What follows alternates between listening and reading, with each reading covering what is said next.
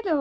Hair കെയറും skin കെയറും ഒന്നും ചെയ്യാൻ വയ്യേനും പക്ഷേ എല്ലാം നല്ല അടിപൊളിയായിട്ട് വേണം എന്നുള്ളവർക്ക് പറ്റിയിട്ടുള്ള ഒരു അടിപൊളി വീഡിയോ ആണ് നമ്മളിന്ന് കാണിച്ചു തരാൻ പോകുന്നത് കേട്ടോ.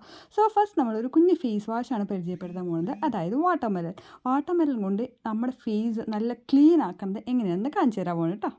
ഫേസ് ക്ലീൻ ആക്കുക മാത്രമല്ല ഫേസ് നല്ലൊരു ഹൈഡ്രേറ്റിംഗ് എഫക്റ്റ് കൊടുക്കും. അതുപോലെ തന്നെ ഫേസ് നല്ലൊരു ഈവൻ ടോൺ തരാനും നമ്മുടെ മുഖത്തൊന്നും മുഖക്കുരു വരാതിരിക്കാനും നല്ല സൂത്തനിങ് എഫക്റ്റ് തരാനും സ്കിന്നൊക്കെ ഒന്ന് എക്സ്ഫോളിയേറ്റ് ചെയ്യാനും ഒക്കെ പറ്റിയിട്ടുള്ള ഒരു അടിപൊളി സാധനമാണ് ഈ വാട്ടർമെലൺ കേട്ടോ.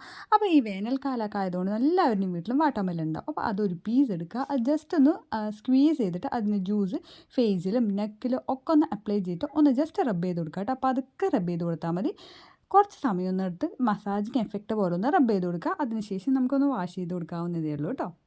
അടുത്ത് നമ്മൾ ഹെയർ കെയറിൻ്റെ കാര്യമാണ് പറയുന്നത്. അപ്പോൾ ഹെയർ കെയറിൻ്റെ കംപ്ലീറ്റ് വീഡിയോ ഒക്കെ നമ്മൾ ഒരുപാട് അപ്ലോഡ് ചെയ്തിട്ടുണ്ട്. കാണാത്തവരുണ്ടെങ്കിൽ പോയി കണ്ടു നോക്കാം കേട്ടോ.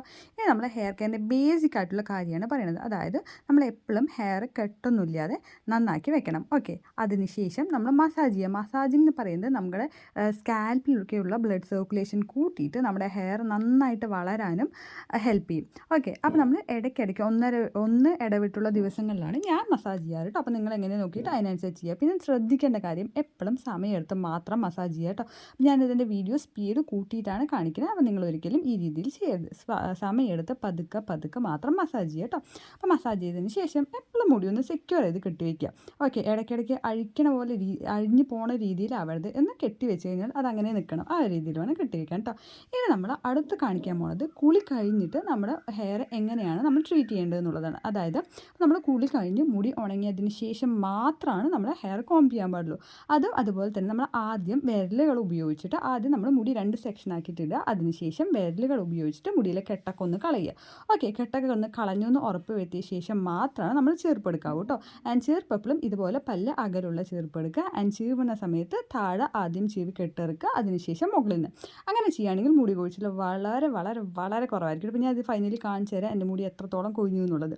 സോ ഓക്കെ, 1 അല്ലെങ്കിൽ 2 അത്രയും മുടി കൊഴിയത്തുള്ളൂ കേട്ടോ എങ്ങനെ ചെയ്ത് കഴിഞ്ഞാലും. ആൻഡ് അടുത്ത് നമ്മൾ എന്താ ചെയ്യാൻ പോകുന്നത് വെച്ചാൽ ഇതെന്താ പഴം കഴിക്കാൻ കാണിക്കുന്നതല്ല.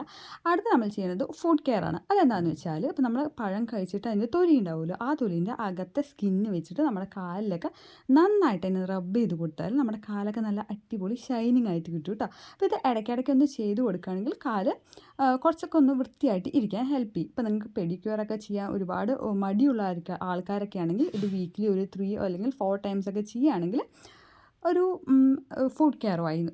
അപ്പോൾ നിങ്ങൾ അല്ലെങ്കിൽ ടി വി കാണുന്ന സമയത്തോ അല്ലെങ്കിൽ എന്തെങ്കിലും ചെയ്യുന്ന സമയത്ത് ജസ്റ്റ് ഒന്ന് ചെയ്ത് കൊടുത്താൽ മതി കേട്ടോ. അപ്പോൾ നമ്മുടെ ഹീലൊക്കെ നന്നായിരിക്കാനും ഒക്കെ ഹെൽപ്പ് ചെയ്യുന്ന ഒന്നാണ് ഇത് കേട്ടോ. അപ്പോൾ ഞാൻ കാണിച്ചു തരാം ഫൈനലി എങ്ങനെയാണ് അതിൻ്റെ റിസൾട്ട് എന്ന്. നല്ല അമേസിങ് റിസൾട്ടൊന്നും പ്രതീക്ഷിക്കരുത്. ജസ്റ്റ് ഒരു ചേഞ്ച് ഉണ്ടാവും, അത്രേ ഉണ്ടാവുള്ളൂ കേട്ടോ.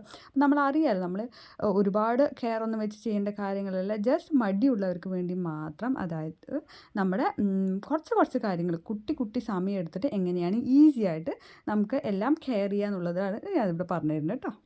ആൻഡ് അടുത്തത് ഒരു കുട്ടി ഹെയർ കെയർ ആണ് കേട്ടോ. റോസ്മേരി വാട്ടർ ഉപയോഗിച്ചിട്ട് ഹെയറിൽ ജസ്റ്റ് ഒന്ന് സ്പ്രേ ചെയ്ത് കൊടുക്കുക. ഹെയർ ഉണങ്ങിയതിന് ശേഷം ഒന്ന് കെട്ടിവയ്ക്കുക. ഇത് നല്ല അടിപൊളി ട്രിക്കാണ് കേട്ടോ. ഹെയർ പെട്ടെന്ന് വളരാനും ഹെയറിൽ പ്രോബ്ലംസ്, ഹെയറിൽ പൊട്ടലൊക്കെ ഉണ്ടെങ്കിൽ മാറാനും ഹെൽപ്പ് ചെയ്യും.